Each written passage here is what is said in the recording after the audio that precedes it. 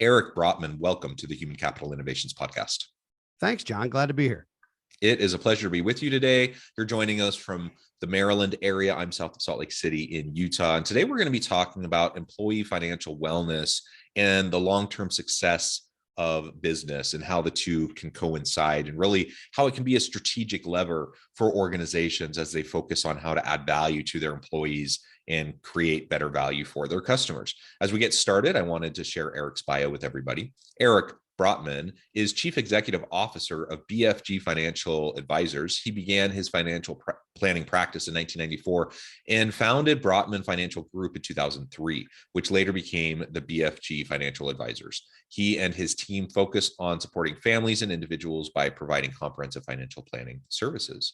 Wonderful. And BFG, my very first thought is the big friendly giant, but I'm guessing that's not where the name comes from. No, in fact, we were first. And when I had a chance to be on vacation the summer that movie came out, I was enjoying a nice bike ride and I passed by a movie theater and it said the BFG on the marquee. And I thought, I can't get away no matter what I do, no matter what I do. But yes, no, we were first. So they stole that from us, I think. Well, great. All right. So as we get started, is there anything else you would like to share with listeners by way of your personal background or context? And then we'll dive on in and talk about employee financial wellness. Yeah, and I have been almost 30 years in the financial industry and believe that financial literacy is the key to financial freedom and success, and lament the fact that we don't have good financial literacy education in schools, and that even employees are handed these benefit books that are just massive, written by lawyers, and don't know the first thing to do with them. And it's just an overwhelming process that requires, I think, a navigator. And so that's where we've evolved. We work with families. Many are multi-generational. We have clients in 36 states presently. So we're all over the country. And it's amazing how many people have similar experiences about being 22 and getting their first job and having no idea what to select, or making big student loan decisions at 18 before they're old enough to have a Budweiser, or trying to figure out what retirement looks like and having no idea what that's going to cost. And people who worry about money are not effective at other things. And so that's where this came to be and why we set up this financial wellness program. Yeah, that's great. Financial literacy is hugely important. Like you said, it is the crux of many relationship challenges in marriages, for example. If people are so concerned about how they're going to be paying their bills, how they're going to be just taking care of basic needs, as well as like this looming retirement future that they have no idea how they're going to afford or be able to pay for, it just distracts, right? It distracts from the other necessary elements of doing a good job at work, or to building relationships, whether it's at home or at work or whatever. And so, I do a lot of work in the space of employee engagement and satisfaction, and pay is a really interesting element. Pay as a motivator is not a great motivator, but it's a really good demotivator. And as soon as pay is out of balance, you don't have equity, you don't have parity, or people just feel like they don't have a living wage, that they don't have enough to meet their needs, then pay becomes almost the only thing they can focus on, right? And we're not talking about pay per se, we're talking about overall financial wellness and literacy and preparing for the future, but the same principle applies. If I feel underwater in relation to my financial well-being, then it's really just going to take its toll in my organizational life, in my home life, and really every walk and aspect of my life. So financial literacy, financial wellness, I think is just a huge thing. And I think about organizations and organizational success. Organizations trying to be strategic, for example, in this great resignation moment where they're fighting for talent, and so many employees are just choosing to go to either find a new job or to start their own business or try out the gig economy or whatever. And the reality is they've taken time to reevaluate over the last couple of years. They realize this organization, this company isn't for me, and they're bailing. And organizations are really struggling. Can every organization pay more? And it's really hard right now to keep up with inflation, for example. Do they need to? Yes, they need to. Is paying more always, the easiest option for organizations? Not always. But as we look at the array of potential benefits, that we can provide as employers to employees to keep them engaged in the work and to help them and set them up for success. I think financial literacy and wellness and resources to help your people, that's a huge added benefit. I've seen some organizations do this, but frankly, most don't do it in a particularly meaningful way. So maybe you can speak to that a little bit of how organizations can use your program and partner with organizations like yours to give this benefit to their employees. John, you used the term underwater a few moments ago, and you said when folks are underwater, they can't concentrate. And it's funny because I've heard it said that money's a lot like oxygen. When you have enough, you don't think about it. When you don't have enough, it's all you think about. And so I think there's this disconnect between financial wellness and traditional wellness. A lot of the times you really can't have one without the other. It's extremely difficult. But you asked about how financial wellness will impact a company. And at the end of the day, and we employ 20 plus people around the country, and many of them on site, although post-pandemic, we now have fully remote employees for the first time, and we're finding that that's working for various roles. So the workplace has changed. And if you're not prepared to change with it, you're going to be struggling to find talent, because talent wants more, to your point, more than pay. They want certain benefits, but they also want flexibility and life balance, and they don't want to miss their kid's soccer game or PTA meeting. So there's this very interesting shift where the power really does belong to the employee in that regard. But from a financial standpoint, if our employees are worried about how they're going to pay their rent or their mortgage or their tuition for their kids, or they're worried about money, they are not thinking about taking care of the things we need to take care of for our clients. And specifically in our industry, we're in the financial industry. I don't want anyone working for me who's struggling with money, because that sends the wrong message to the people we work with because of the industry we're in. But even if we weren't, you're not going to get your employees A game if they're worried about something. And if you can take some of that worry away via education or via resources or via just empathy and understanding, quite frankly, it's really valuable. And so we did create a program that big companies are using, but there's nothing to say smaller companies couldn't use it also. And it's a way for an employer to provide financial consulting for employees at a very inexpensive point. It doesn't have to cost the employees anything. And they're getting some of their questions answered in an objective way from someone who's not trying to sell them something.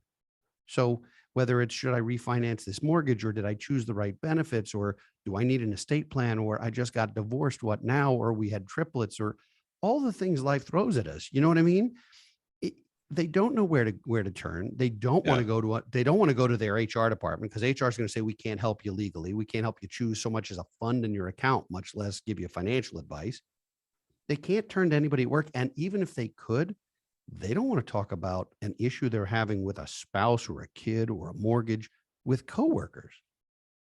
So who do you turn to? And a lot of people either can't afford a financial advisor on their own or shouldn't. Even if they could, not everyone should, because there are situations where you wind up paying for something you don't really have to get professional advice on. It's like a simple tax return does not require a CPA. A relatively basic financial plan does not require a CFP. And so people use financial advisors, and I think most of them use us as accountability partners as much as anything else. And that's great. But they really have to be buyer beware, because there are organizations that will really overcharge you, especially as a relatively modest account or client or what have you. And you just have to know what you're doing. Yeah. So let's talk about what that can look like. So for example, I'm a university professor. The university is one of the major employers in the area. One of the benefits they do provide is they have financial advisors that are available for us to set appointments with and have a conversation. Now, how many people utilize that benefit? I have no idea. I've worked at this university for 13 plus years. I've used it once, okay. Like literally one 30-minute meeting. And so I certainly haven't utilized it. But part of it, I'm thinking that my experience, I decided, I should go try this. And it was lackluster. It wasn't particularly helpful. And so I kind of walked away thinking, well, that wasn't really worth my time, and haven't done it again, right? And so there's organizations that provide that kind of benefit, which I'm not even sure the university paid anything for, No, or they didn't. if it was just the firm that came in was trying to get more people involved. What happens is the companies that do the 403Bs or 401Ks have an army of relatively, I'm not going to say untrained, but relatively green advisors who go out, and really what their expertise is, for lack of a better term, is how the plan works. They're not CFPs in most cases. They don't have the ability to give financial advice other than to say, here's how the plan works, and oh, you can get a match. And they work for the company that the university has employed, in your case, has employed to manage the retirement plan, which means they're employed by a specific company who manages assets that you already have with that company. And that is proprietary. And to me, it's not great. I mean, it is better than nothing, don't get me wrong, but most of those providers do that for free. Nothing's ever free, but they're doing it as a value add to win the business. And when they win that business, they're sending somebody green to come meet with you, just to talk about how to choose your funds in your plan, or what 6% of your salary is. And that's not going to have somebody walking away going, wow, I got my questions answered. I feel so much better. They're going to say, what was that half an hour, and what could I have been doing? So, yeah. So what can it look like when it's done well, when it's done right, so that I, as an employee, feel like, oh, this is really actually a really great benefit, a great service. I'm going to do this yearly. I'm going to make sure that I'm on track. I'm fully aware of what's going on. I get my questions answered. What would that look like, and how would that be different than what I've experienced? The consultations we do for employees of the companies that bring us in are 45-minute sessions, often on site, although now we do plenty by Zoom because that doesn't work for everybody. But and what they're designed to be is they're designed to be a very open-ended conversation about finances. So we do a quick 2-page questionnaire in advance to say, provide some basic data so we don't have to be fishing for that. We encourage people to bring their login credentials for all their various benefits, but we're going to spend time looking at their beneficiaries. Are they named, and are they in traditional or Roth, and does that make sense? But we're also going to be able to ask questions about their family and their kids and education and housing, and we can do really incredible hypothetical illustrations for financial freedom. That says, you're 47 years old, you'd like to be done at 62, that's 15 years. Let's talk about what you're earning, what you're saving, what your current balance sheet looks like, and figure out if you're on track. And if you're not, let's figure out the variables we can adjust to get you on track. So people leave these 45-minute consultations with a blueprint and to-dos. And then afterwards, we follow up with them and say, here are the various to-do items. This is your homework, so to speak. And here's some resources for you. And, we'll see you next year. Or if you choose to engage a firm, we certainly consider you a good candidate for this, or we don't. And I think that winds up being very impactful. People feel so much better, or frankly, they feel worse, but at least they know what they're up against. They feel informed. At least they have a plan, right? Well, to say, oh my gosh, I had no idea what I was going to need to put away in order to keep my lifestyle without my paycheck. It is a big number, and some of that's inflation. I mean, your great grandparents paid for their house what you paid for your car. And that's just inflation. That's not ridiculous. It sounds ridiculous, but it's not. But when you start inflating, when you've got young people, you got a 28-year-old who says, I'm putting away 6% in my 401k, I should be good by 50, right? And the answer is basically no. But let's figure out what we do have to quantify. And young people, they want to retire early, like it's the FIRE movement and so forth. They want to be financially independent early, which I think is wonderful. It's great that they're thinking that way. It's incredibly difficult, and people don't know what retirement looks like. Like, I host a podcast and wrote a book called Don't Retire, Graduate, with the idea that retirement is horrendously bad for you and people don't thrive when they're retired. And people look at me like, what do you mean don't retire? What I mean is don't retire in the traditional sense. Don't go from 30 or 40 or 50 or 60 hours a week to Oprah and shuffleboard. You'll lose your mind.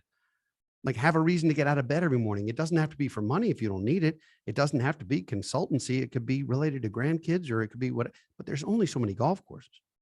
So I think it's really important to have a retirement plan that's more than numbers.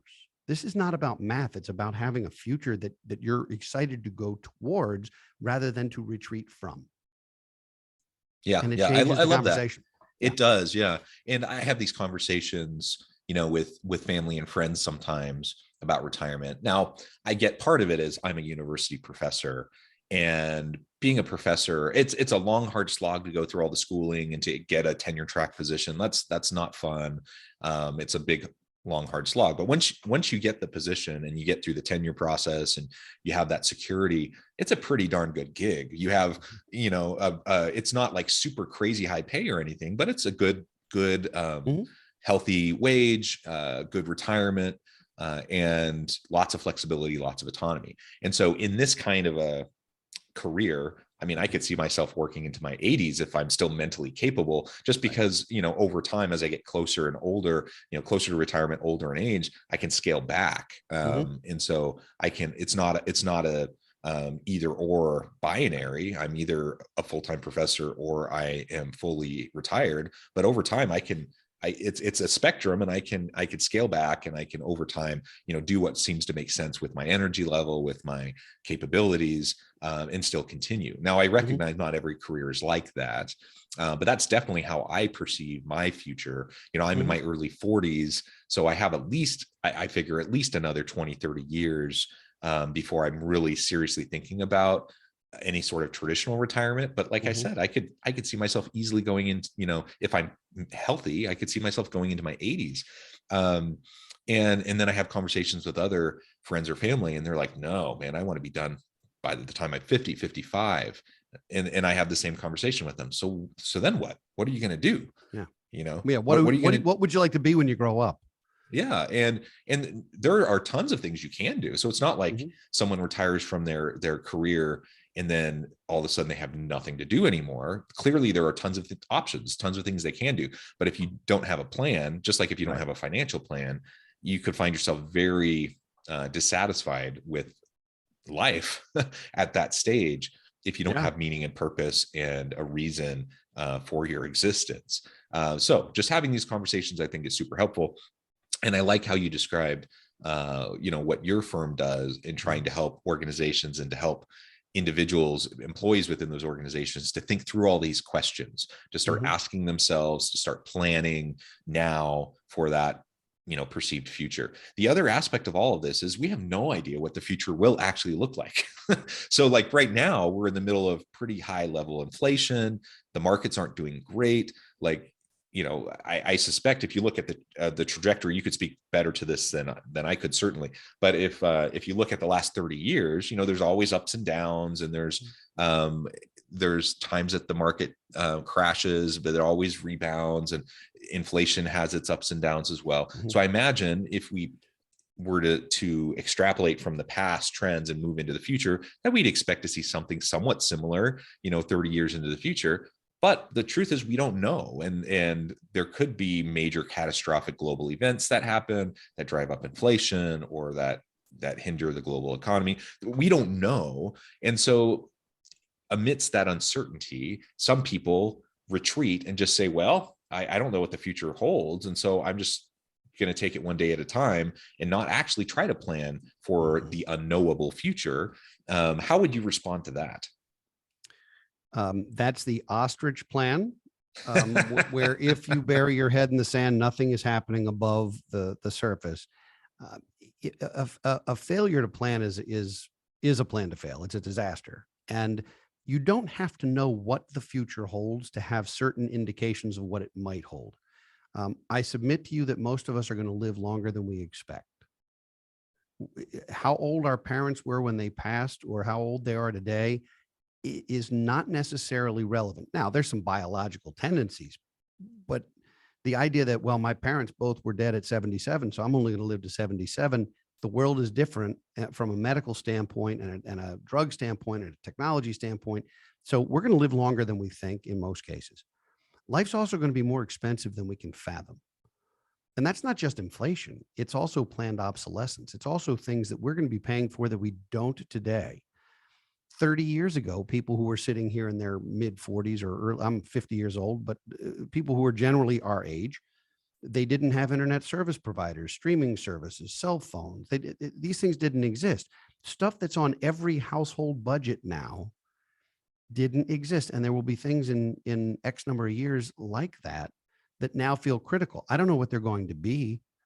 I mean, it could be that you need a certain device down the road to make sure that your water is drinkable at your home. Like there could be things like that are coming just based on the way the world is going. I don't know what they are, but I know there'll be something. I also think there's this tendency to think, well, I don't need all of my income when I retire. And that's also false.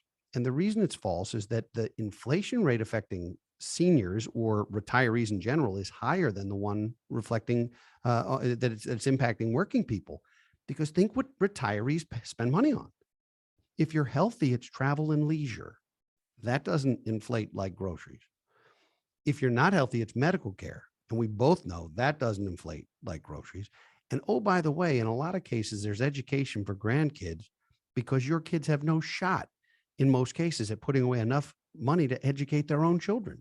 And you don't want to see your grandkids have $100,000 student loans for an undergraduate education that may or may not be worth half that.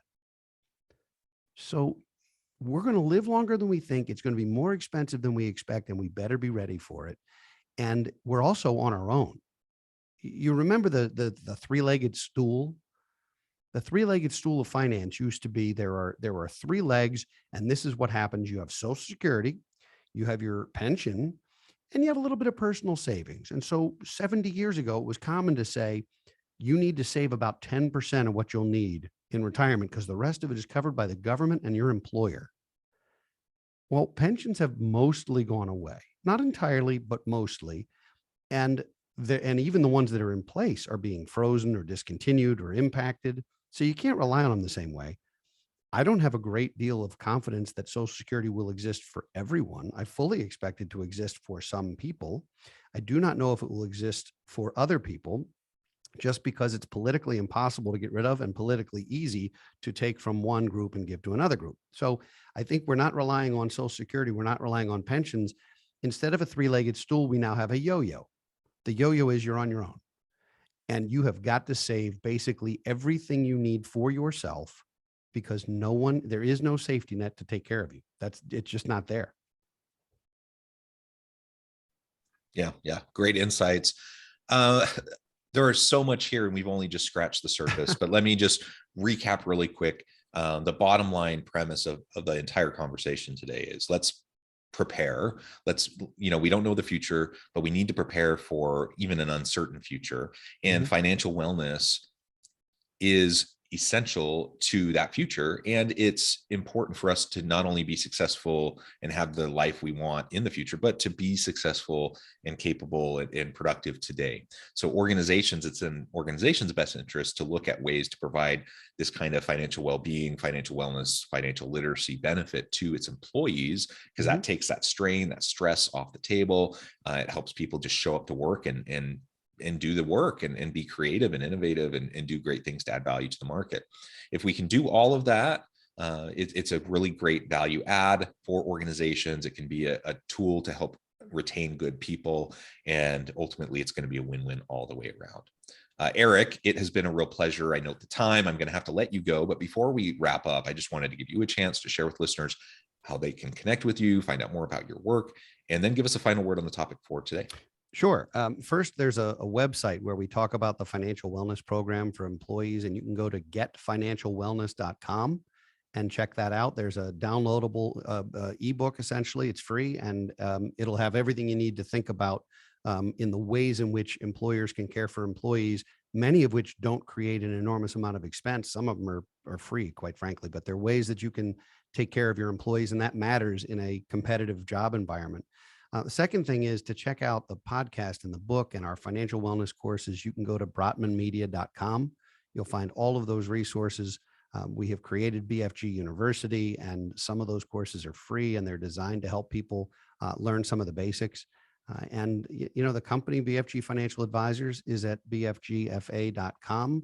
And if you're contemplating a financial advisor or you'd like to figure out whether it makes sense to even have one, let's talk.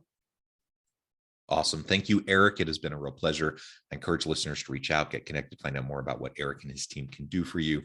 And as always, I hope everyone can stay healthy and safe, that you can find meaning and purpose at work each and every day. And I hope you all have a great week.